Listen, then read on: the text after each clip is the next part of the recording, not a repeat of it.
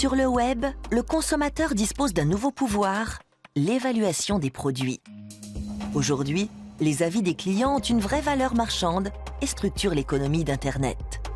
Mais avons-nous une réelle influence ou sommes-nous des annonceurs publicitaires malgré nous?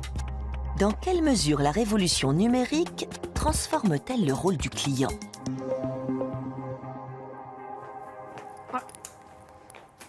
Juste un petit détail. C'est mieux comme ça. Bien. Salut! Aujourd'hui, petit clin d'œil rétro. Adriane et moi, on vous propose de découvrir 7 appareils photo qui va sûrement rappeler des souvenirs à certains. Idéal pour ceux qui veulent tout de suite. Absolument. Pas de bouton superflu, pas d'écran, pas de carte mémoire. Les photos prises avec cet appareil sortent directement sur papier. Faut être un peu patient quand même. Cet appareil instantané va sans aucun doute devenir le meilleur allié de vos soirées entre amis. Salut, bienvenue dans Xenius. Salut! Vous êtes sûrement déjà tombé sur ce type de vidéo en cherchant des conseils ou des recommandations avant un achat. Les youtubeurs sont de plus en plus nombreux et de plus en plus influents, ce qui fait d'eux des partenaires de premier ordre pour les entreprises. Sur Internet, il existe différents moyens d'émettre un avis sur un produit ou un service et tous ont une vraie valeur. Si je décerne 5 étoiles à l'hôtel de mes dernières vacances, c'est tout bénéfice pour cet établissement. Actuellement, les avis des clients ont un réel impact sur le chiffre d'affaires. Les internautes ont tendance à faire confiance aux évaluations en ligne.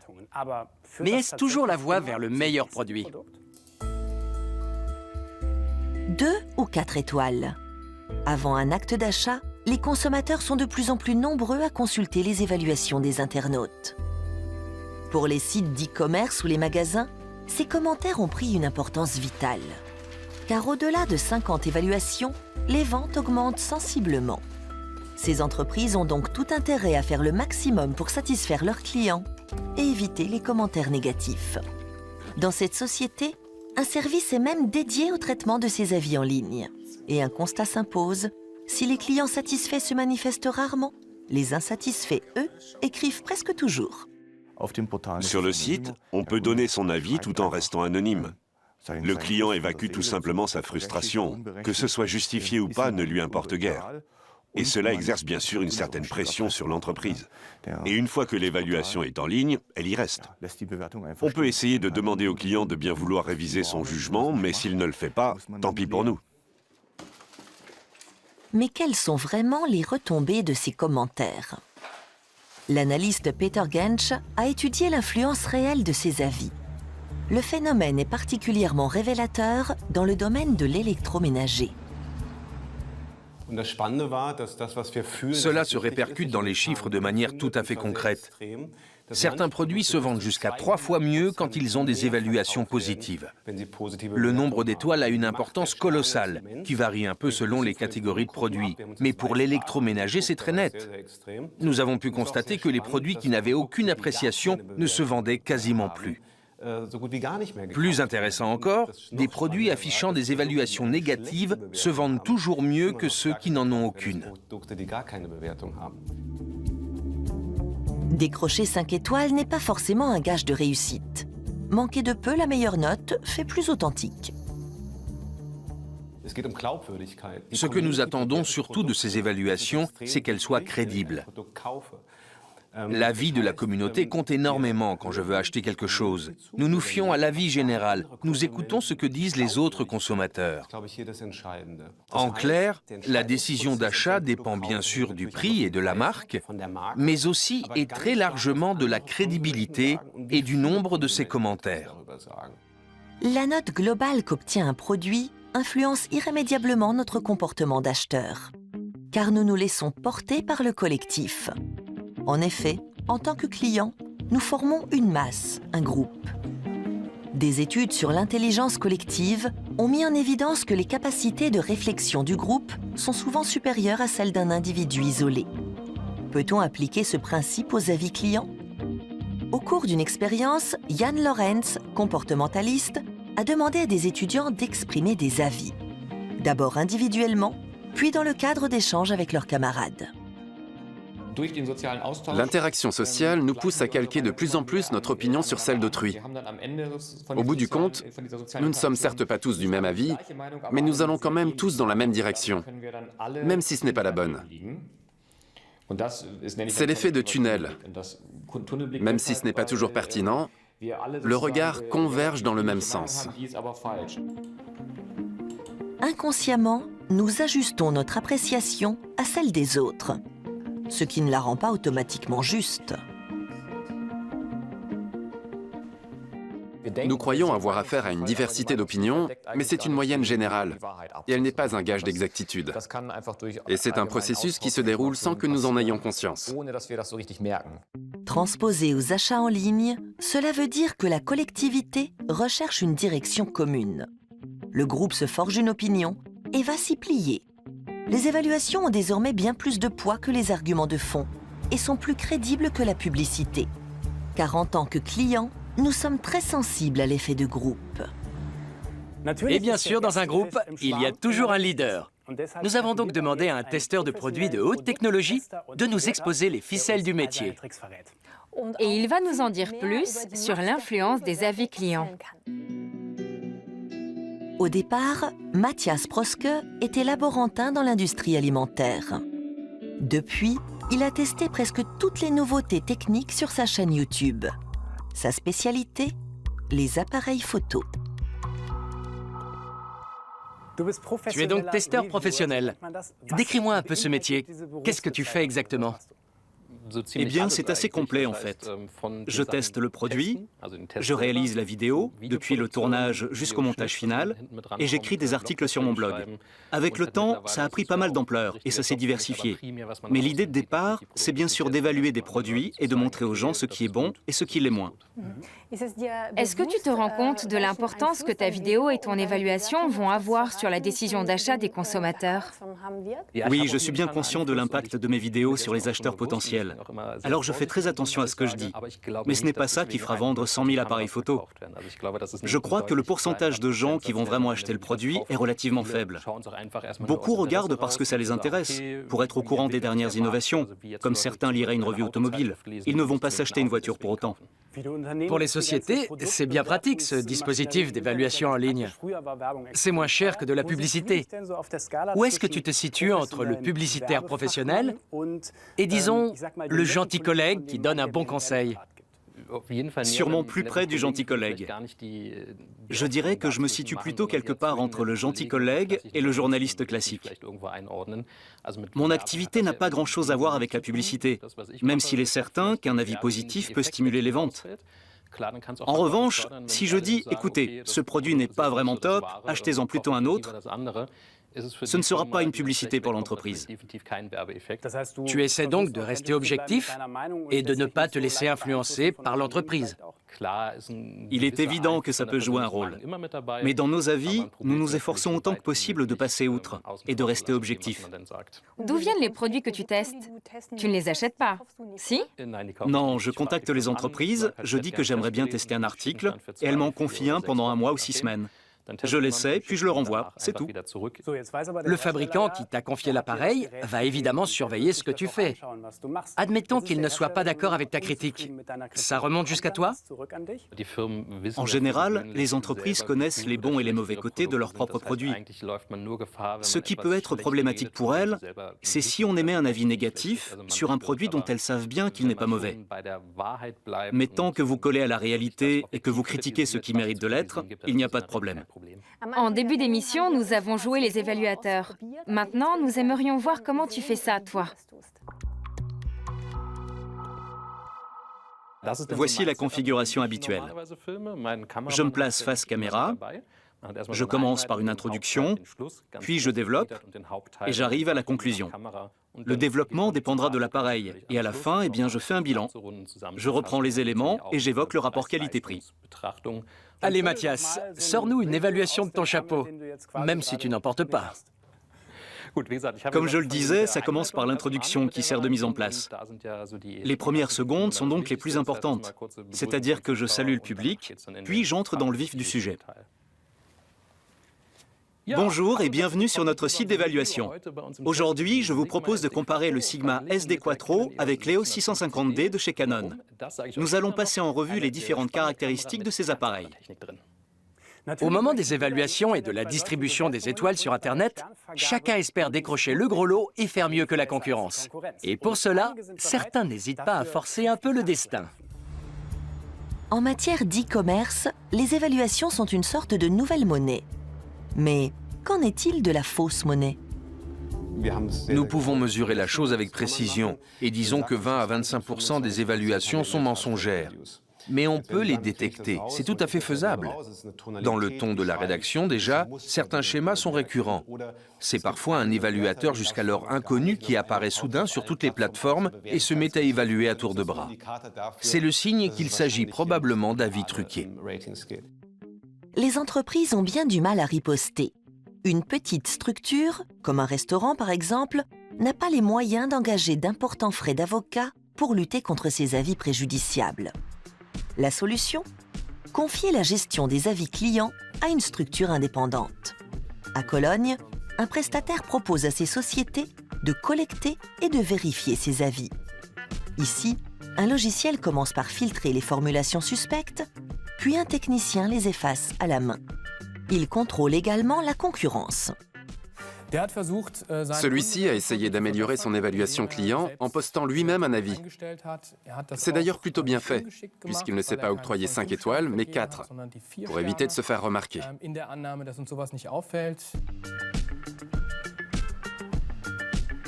La proportion de faux avis est très élevée. L'expert assure pouvoir la faire descendre en dessous de 10%.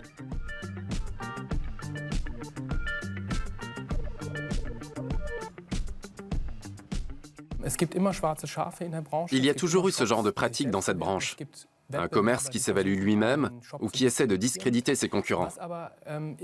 Mais en général, ces choses-là se voient. Et le client n'est pas dupe de ces avis dithyrambiques.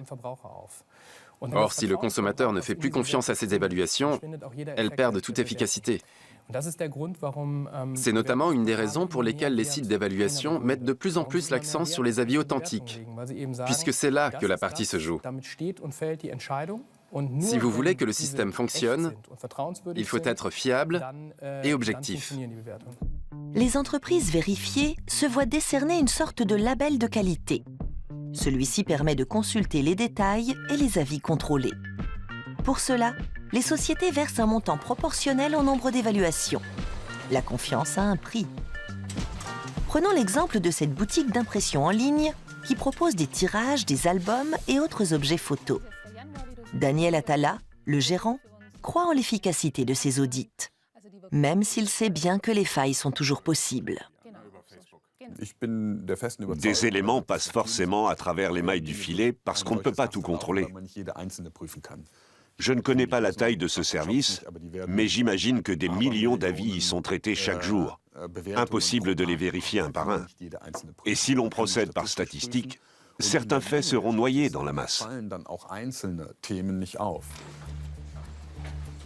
Face aux faux avis ou aux clients qui essaient d'obtenir de meilleures conditions en menaçant d'évaluations négatives, le remède miracle n'existe pas. Il faut tenir bon et faire avec, puisqu'on n'a pas le choix. Ignorer complètement le phénomène n'est pas une solution, car à moyen ou à long terme, cette nouvelle monnaie que représentent les évaluations aura de plus en plus de valeur auprès des consommateurs. Alors le mieux, c'est d'apprendre à s'en servir et d'en voir les avantages. Impossible d'éliminer les faux avis. Si elles veulent rester crédibles, les entreprises doivent limiter le problème. Et les clients devraient lire ces évaluations d'un œil plus critique. Et toi, Mathias, quand tu achètes en ligne, tu donnes ton avis sur le produit? Uniquement si je trouve un article particulièrement bon ou mauvais. C'est selon. Et je donne parfois un avis sur un produit qui n'en a pas encore beaucoup. Si des milliers de gens l'ont évalué avant moi, je m'abstiens. Est-ce que ça t'étonne, tous ces avis trafiqués? Il y a là-dessus toutes les études possibles et imaginables. Certaines parlent d'un tiers, de 2 tiers ou seulement de 10% de faux avis. Ces falsifications ne touchent pas que les évaluations positives, mais aussi les avis négatifs.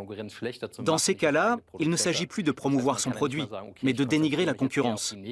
Donc les avis négatifs ne sont pas plus fiables que les autres.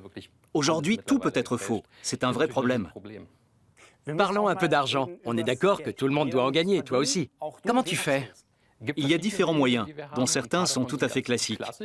Il y a par exemple la publicité sur la page web, comme le ferait n'importe quel magazine en ligne. Il y a aussi YouTube, et notamment ce qu'on appelle le marketing d'affiliation. Voici comment ça marche. Si quelqu'un achète un article dans une boutique en ligne, nous allons toucher, selon le type de produit, 3, 5 ou 10% de commission sur le produit de la vente. C'est une des principales sources de revenus, qui s'équilibre avec la publicité et d'autres créneaux. Tu as donc intérêt à ce que les gens achètent ce qu'ils ont vu. Ça doit être difficile de rester neutre et objectif, non? Pas du tout. L'avantage avec le marketing d'affiliation, c'est que la rémunération n'est pas liée au produit que je conseille ou à ce que les gens achètent. Si je dis que l'article A n'est pas bon et que l'article B est meilleur, je touche de toute façon 3% de commission. Mais les chances de toucher une commission ne sont pas plus élevées si tu donnes un avis positif? Bien sûr, si je dis qu'un produit est bon, il y a des chances pour que les gens l'achètent davantage et que je touche une bonne commission. D'un autre côté, si le client retourne l'article, ma commission sera supprimée. C'est bien beau d'augmenter les ventes, mais s'il y a des retours et que je perds ma commission, ça n'a pas d'intérêt pour moi. Ce système permet d'éviter qu'on vende n'importe quoi aux gens, puisque finalement, cela ne rapportera rien. Et dans le pire des cas, je peux même être radié d'un programme si mon compte affiche trop de retours. On aimerait bien réaliser une petite vidéo, Émilie et moi, et on a grand besoin de tes conseils. Tu dis que tu filmes surtout en extérieur. Tout à fait. On y va? Et tu nous dis tout? Allons-y.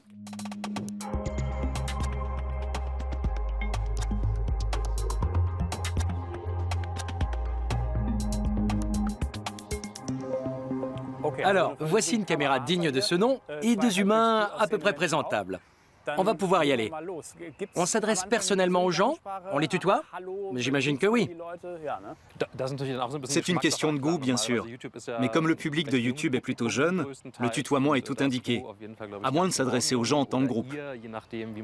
Des formules comme « Aujourd'hui, nous allons vous présenter tel ou tel produit » ou quelque chose dans ces eaux-là, ça marche toujours. Et à ce moment-là, on indique brièvement de quoi il s'agit. C'est comme à la télé, où il paraît que tout se passe dans les 10-15 premières secondes. Une fois ce seuil franchi, le reste suit. Allez, on essaie. On fait une prise, la caméra est là. C'est par ici.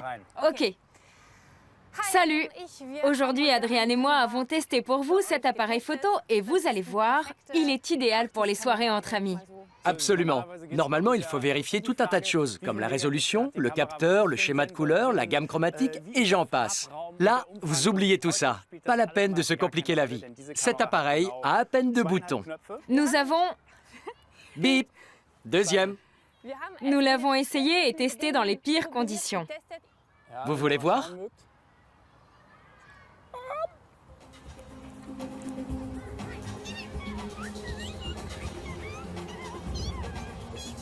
C'est plutôt rigolo.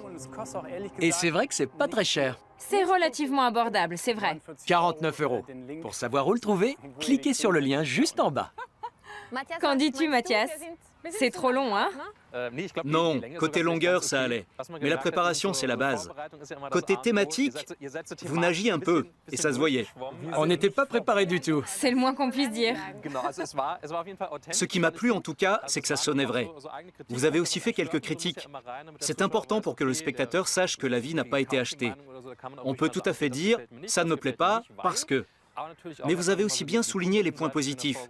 Et c'est vrai qu'avec cet appareil, il s'agit de communiquer une sensation. Eh oui, blogueur vidéo, ça ne s'improvise pas et c'est presque un emploi à temps plein. Quant à nous, consommateurs ordinaires, on passe un temps fou à laisser des commentaires sur les produits qu'on achète.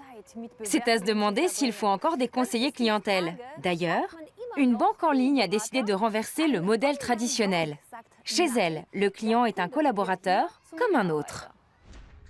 Le principe de l'évaluation client a désormais investi un nouveau créneau la banque. Ici, le client teste des produits financiers et conseille les autres clients. Matthias Kröner est le directeur général de la Fidor Bank. Lorsque les banques en ligne sont apparues, il a vite compris que proposer sur Internet des prestations bancaires traditionnelles ne suffisait pas. Ce que recherchent les clients, ce sont les avis indépendants. Le client devient collaborateur. Nous proposons une communauté. Oublions les conseillers et autres délégués commerciaux. Au lieu de cela, nous voulons le savoir de l'homme de la rue. Les gens doivent parler d'argent. Nous sommes convaincus que les finances d'un individu se portent d'autant mieux qu'il aborde le sujet. Stefan Schwegerl, journaliste financier, est client de la banque et conseille la communauté sur les actions. C'est quelque chose qui m'intéresse. J'aime parler d'argent. Je n'ai pas de problème avec ça. C'est pas un sujet tabou pour moi. Ces recommandations lui rapportent tout au plus quelques euros par mois, une rémunération plutôt symbolique. C'est le nombre des utilisateurs qui fait la plus-value, bien sûr. Ce qui est externalisé ici, ce sont des ressources de conseil que la banque n'a aucune envie d'élaborer. Et les clients règlent ça entre eux. La banque a dû apprendre à gérer cette implication de la clientèle. Tout comme il y a de fausses évaluations, il y a de faux conseils, des conseillers peu scrupuleux qui vantent leurs propres produits et des attentes irréalistes en matière de revenus et d'intérêts.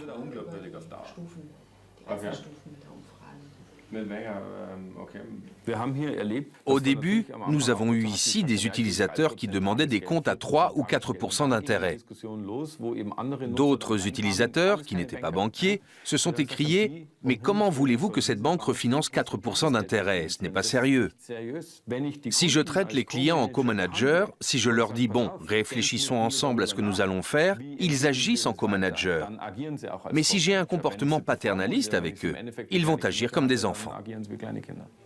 L'avantage pour la banque, c'est qu'elle peut tourner avec une petite équipe. Vivrait-elle essentiellement du travail des clients? Ce n'est pas faux, bien sûr, parce que grâce à Internet, le client s'est vu confier quantité d'opérations. Et il faut bien reconnaître que la banque est plutôt contente de se décharger de toutes ces tâches. C'est tout à fait exact. Les limites sont floues, difficile de déterminer où finit le client et où commence le collaborateur. Une chose est sûre, la banque y gagne de nombreux auxiliaires. C'est tout le principe du travail des clients. Qu'il s'agisse d'une prestation de service ou des produits eux-mêmes, le processus est externalisé. On connaissait la sous-traitance en matière d'achat et maintenant, on sous-traite aux clients. Dans le cadre de ses recherches, Günther Voss observe ces procédés à différents niveaux. En matière de banque en ligne, la communauté des clients ne se contente pas de donner des idées ou de discuter des produits financiers. Elle intervient aussi sur le plan du marketing. Rien de plus crédible qu'un marketing qui utilise les recommandations des clients. Ce client a posté un clip sur le lien entre taux d'intérêt et nombre de likes. Le principe, plus il y a de likes sur la page Facebook de la banque, plus le taux d'intérêt monte pour tout le monde. Le clip est d'autant plus efficace qu'il est artisanal. C'est tout simple. Plus de likes, plus d'intérêt.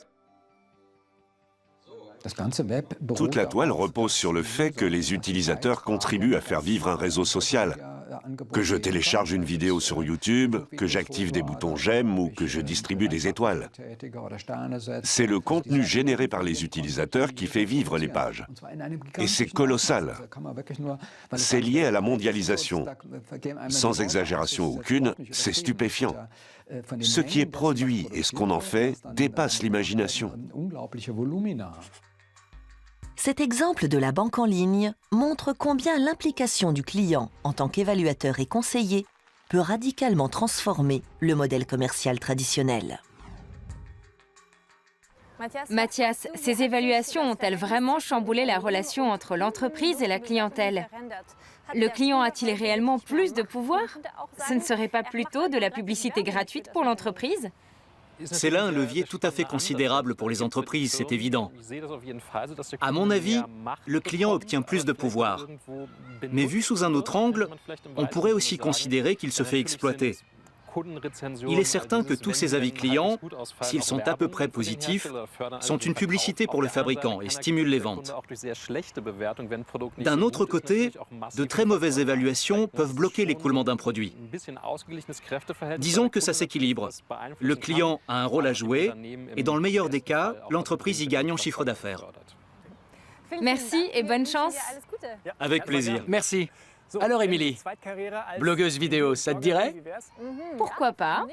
En tout cas, nous avons vu que les évaluations des produits sur Internet sont certes une chance pour les clients, mais il faut les considérer avec prudence. En ce qui me concerne, j'aime bien me fier à l'avis des gens que je connais personnellement. On vous dit au revoir. À la prochaine. Salut.